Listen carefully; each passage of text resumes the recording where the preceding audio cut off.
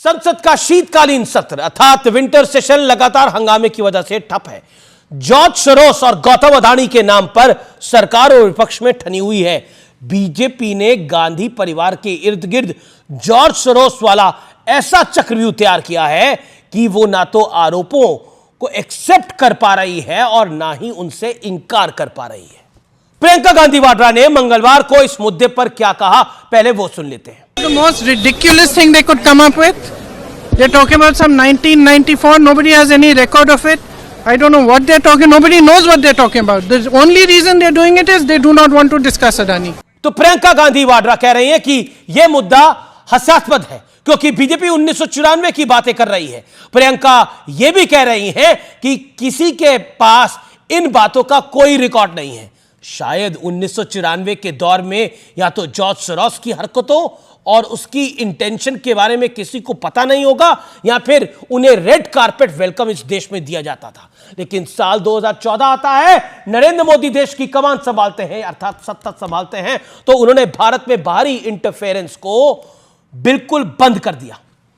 और शायद यही बात जॉर्ज सोरोस जैसे ताकतवर लोगों को पसंद नहीं आई और इसीलिए वो मोदी को हराना और हटाना चाहते हैं। लेकिन मोदी के लिए कंट्री फर्स्ट पॉलिसी की वजह से सोरोस जैसे लोगों के मंसूबों पर ब्रेक लगा हुआ है और शायद इसी के बाद जॉर्ज सोरोस की भारत विरोधी प्लानिंग शुरू होती है, यानी भारत के खिलाफ काम कर रहे हैं जॉर्ज सोरोस। ऐसे लोगों की नरेंद्र मोदी से ईर्ष्या उनकी बातों से झलकती है। जरा सुनिए जॉर्ज सोरोस को, अंग्रेजी में कह रहे हैं, फिर मैं इसके हिंदी में अनुवाद करूंगा। Modi is silent on the subject, but he will have to answer questions from foreign investors and in Parliament.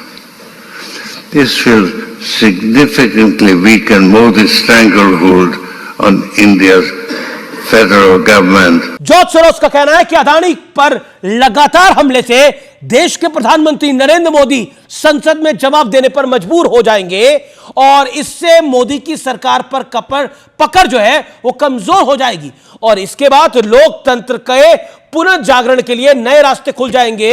यानी अडानी का मुद्दा उठाकर मोदी को परेशान करना और देश को नीचे करना, यह सोरोस का प्लान था। यह बयान आपने खुद सुना। अब आजकल जो संसद में हो रहा है उस पर ध्यान दीजिए। सोरोस क्या कह रहे थे और भारत की संसद में क्या हो रहा है। राहुल गांधी क्या कह रहे हैं और सोरोस क्या कह रहे थे। आज क्या हो रहा है, गौतम अडानी के नाम पर नरेंद्र मोदी को लगातार घेरा जा रहा है, उन पर हमले हो रहे हैं। विपक्ष की मांग है कि नरेंद्र मोदी को इस मुद्दे पर संसद में आकर बयान देना चाहिए। क्या सोरोस की बातों और आज के हालातों में कोई समानता है या महज इत्तेफाक? शायद इसलिए बीजेपी अब सीधे सोनिया गांधी का नाम लेकर कांग्रेस को घेर रही है। प्रियंका गांधी भले ही कहे कि आज के जमाने में बीजेपी 1994 की बातें कर रही है, लेकिन क्या कांग्रेस इस बात का खंडन कर पाएगी कि सोनिया गांधी आज उस संस्था के साथ उनका कोई संबंध है जिसे जॉर्ज सोरोस से फंडिंग मिलती है? कांग्रेस ने मंगलवार को एक प्रेस कॉन्फ्रेंस भी की और इस दौरान कांग्रेस ने कई दावे किए जिसके जरिए जॉर्ज सोरोस का संबंध उल्टे बीजेपी के साथ बताया गया।